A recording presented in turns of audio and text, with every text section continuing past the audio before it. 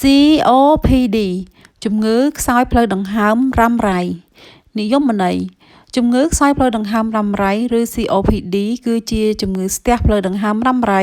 ដែលមិនអាចព្យាបាលឲ្យត្រឡប់មកធម្មតាវិញជំងឺនេះវិវត្តសន្សំស្ដែងឡើងដោយសារការបឺតយកខ្យល់ពុលរួមផ្សំនឹងការរលាកមិនធម្មតាជំងឺនេះត្រូវបានគេចាត់ទុកថាជាជំងឺដែលធ្វើឲ្យមានការរំខានដល់សកម្មភាពប្រចាំថ្ងៃរបស់អ្នកជំងឺ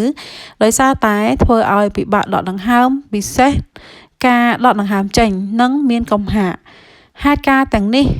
កើតឡើងដោយសារតែការត្បៀតផ្លូវដង្ហើមពិសេសផ្នែកខាងក្រោមដែលធ្វើឲ្យខូចខាតដល់ការដោះដូរឧស្ម័ននិងបន្ថយបរិមាណនៃការដកដង្ហើមចូលជំងឺនេះអាចញែកចេញពីជំងឺហឺតនិងជំងឺរីកទងសួតដោយសារការកកើត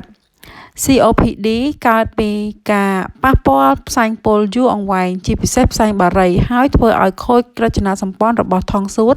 ភាគច្រើនកើតឡើងលើមនុស្សចាស់រីឯជំងឺហឺតកើតឡើងដោយសារមានប្រតិកម្មទៅនឹងអាឡែហ្សែន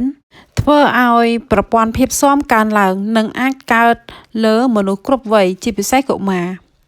ការព្យាបាលការប្រើប្រាស់ថ្នាំបើកទងសួតមិនអាចធ្វើឲ្យអ្នកជំងឺ COPD បានធូរស្បើយច្រើនដោយអ្នកជំងឺហឺតនោះទេមូលហេតុនិងរោគសញ្ញា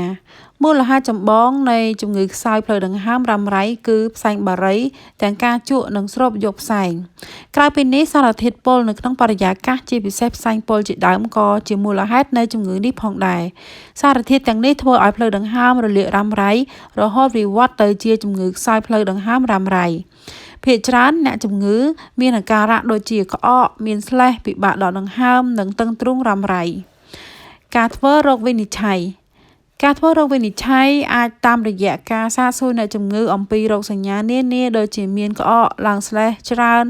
និងហត់រយៈពេលយូរអ្នកជំងឺមានប្រតិកម្មមានប្រវត្តិជក់បារីនិងធ្វើការប៉ះពាល់ជាមួយផ្សែងរយៈពេលច្រើនឆ្នាំហើយស្ថានភាពអ្នកជំងឺវិវត្តកាន់តែអាក្រក់ទៅតេស្តពិនិត្យផ្លូវដង្ហើមដើម្បីបញ្ជាក់ពីវត្តមាននៃជំងឺខ្សោយផ្លូវដង្ហើមរ៉ាំរ៉ៃនិងដំណាក់កាលនៃជំងឺនេះដោយអ្នកជំងឺត្រូវបានតម្រូវឲ្យផ្លុំក្នុងបំពង់ដែលមានភ្ជាប់ទៅនឹងម៉ាស៊ីន Spirometer ម៉ាស៊ីននេះបង្ហាញពីចំណុះខ្យល់ដែលបញ្ចេញក្នុង1វិនាទីដែលអក្សរកាត់សរសេរថា FEV1 និងបរិមាណខ្យល់នៅក្នុងសួត FVC ការធ្វើផលធៀបនៃតម្លៃទាំងពីរដែលត្រូវបានបែងចែកជា4ដំណាក់កាលគឺដំណាក់កាល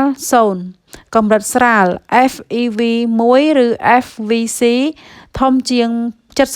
70% FEV1 ធំជាង 80% តែអ្នកជំងឺមានក្អកស្លេសច្រើននិងមានសញ្ញាហត់ដំណាក់កាលទី1កម្រិតមធ្យម FEV1 FVC តូចជាង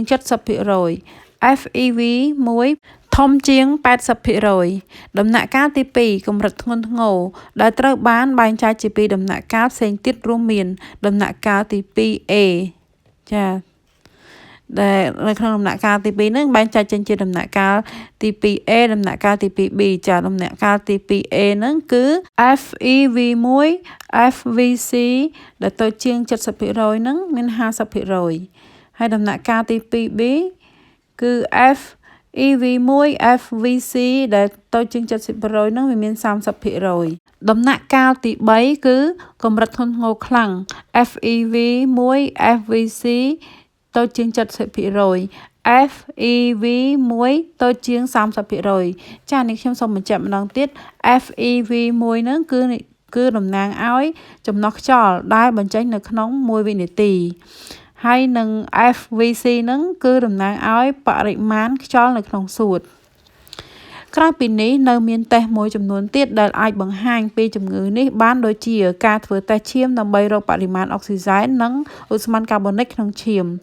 ការពិនិត្យបរិមាណអុកស៊ីសែនតាមឧបករណ៍សាមញ្ញការឲ្យអ្នកជំងឺដើរហើយតាមដានស្ថានភាពហត់របស់អ្នកជំងឺដូចជាការដើរលើប្លង់រាបស្មើការឡើងជណ្ដើរការដើរលើប្លង់ត្រេតពេលធ្វើការតិចតួចឬក៏ស្លៀកពាក់ជាដើមតេស្តទាំងអស់តម្រូវឲ្យធ្វើការ ពិនិត្យភ្ជាប់ជាមួយនឹងប្រវត្តិរបស់អ្នកជំងឺដើម្បីឲ្យអាចបញ្ជាក់បាននៅវត្តមាននៃជំងឺខ្សោយផ្លូវដង្ហើមរ៉ាំរ៉ៃការព្យាបាលដំបូងគឺត្រូវធ្វើការអប់រំអ្នកជំងឺដូចជា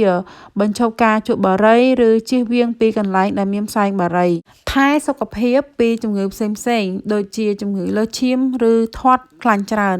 ជៀសវាងធ្វើការច្រើនបញ្យល់លើកទឹកចិត្តអ្នកជំងឺកុំឲ្យមានជំងឺបាក់ទឹកចិត្ត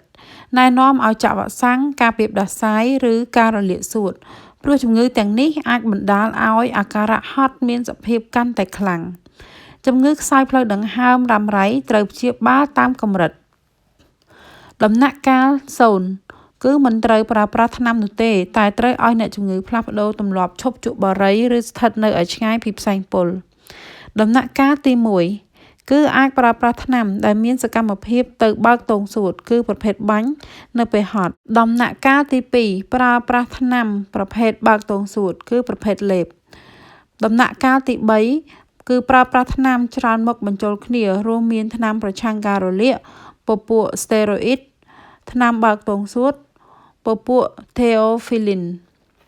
ផលវិបាក